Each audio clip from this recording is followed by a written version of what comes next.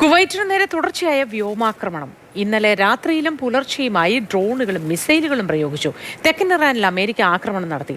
ബന്ദർ അബ്ബാസിൽ പാലങ്ങൾ തകർന്ന് 2 പേർ മരിച്ചു. സുരേഷ് വെള്ളിമുറ്റം ചേരുന്നുണ്ട് വിവരങ്ങളുമായി. സുരേഷ്, വീണ്ടും പശ്ചിമേഷ്യയിലെ സംഘർഷം കടുക്കുകയാണെന്നാണ് നമുക്ക് ഈ ആക്രമണങ്ങളിൽ നിന്നും മനസ്സിലാക്കാൻ കഴിയുന്നത്, അല്ലേ? തീർച്ചയായിട്ടും മോദി, കാരണം അമേരിക്ക കഴിഞ്ഞ ദിവസം തന്നെ പ്രസിഡന്റ് ഡൊണാൾഡ് ട്രംപ് പറഞ്ഞിരുന്നത് ഇറാനിലെ അടിസ്ഥാന സൗകര്യങ്ങളെല്ലാം തന്നെ ലക്ഷ്യമിട്ട് ആക്രമണം നടത്തുമെന്നാണ്. അതാണ് ഇപ്പൊ ഇന്ന് പുലർച്ചെ നമുക്ക് കാണാൻ കഴിയുന്നത്. ബന്ദർ അബ്ബാസിൽ പാലങ്ങൾ തകർക്കുകയാണ് അമേരിക്ക. വലിയ ആക്രമണമാണ് അമേരിക്ക ഇറാനിലെ ബന്ദർ അബ്ബാസിൽ, തെക്കൻ ഇറാനിൽ പലയിടത്തായിട്ട് നടത്തിയിട്ടുള്ള വലിയ സ്ഫോടനങ്ങളൊക്കെ കേട്ടു. അതിൽ ബന്ദർ അബ്ബാസ് എന്ന് പറയുന്നത് തെക്കൻ ഇറാനിലെ ഏറ്റവും പ്രധാനപ്പെട്ട തുറമുഖ നഗരമാണ്. ആ തുറമുഖം നഗരത്തെ മറ്റിടങ്ങളുമായി ബന്ധിപ്പിക്കുന്ന വിധത്തിലുള്ള പാലങ്ങളാണ് ഇപ്പോൾ അമേരിക്ക ലക്ഷ്യം വെക്കുന്നത്. പാലം തകർത്തപ്പോൾ അതിൽ 2 പേർ മരിക്കുകയും 4 പേർക്ക് പരിക്കേൽക്കുകയും ചെയ്തു എന്നുള്ളതാണ് റിപ്പോർട്ട്. അതേപോലെ തന്നെ തെക്കൻ ഇറാനിൽ പലയിടത്തായിട്ട് തീരപ്രദേശങ്ങളിൽ അമേരിക്കയുടെ ഭാഗത്തു നിന്നും ആക്രമണം ഉണ്ടാക്കുന്നുമുണ്ട്. ഇതിന് തിരിച്ചടിയായിട്ടാണ് ഇപ്പോൾ ഈ ബഹ്റൈനിലും അതോടൊപ്പം തന്നെ കുവൈറ്റിലും ഇറാൻ തുടർച്ചയായിട്ടുള്ള ആക്രമണങ്ങൾ നടത്തുന്നത്.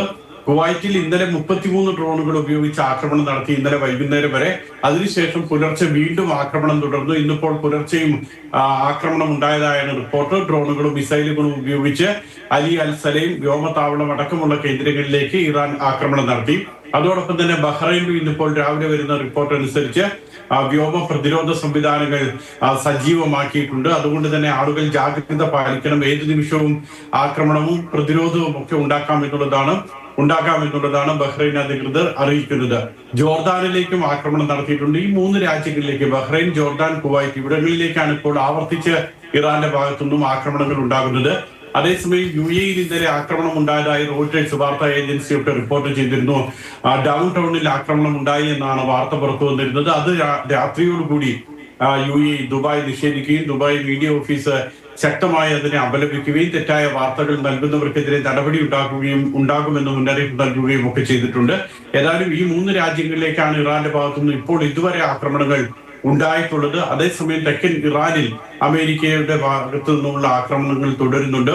ഹോർമൂസ് കടലിടുക്കിലൂടെ കൂടുതൽ ചരക്ക് കപ്പലുകളൊന്നും ഇപ്പോൾ പോകാത്ത അവസ്ഥയാണ്. കാരണം അമേരിക്കൻ ഉപരോധം അവിടെ ഉണ്ട്. മാത്രമല്ല ഇറാന്റെ സൈന്യത്തെയും തീരസേനയെയും വിന്യസിച്ചിട്ടുണ്ട്. അമേരിക്കൻ സൈന്യം പിന്മാറാതെ ഇറാന്റെ തീരസേന പിന്മാറില്ല എന്നുള്ളതാണ് ഇറാൻ സ്വീകരിച്ചിട്ടുള്ള നിലപാട്.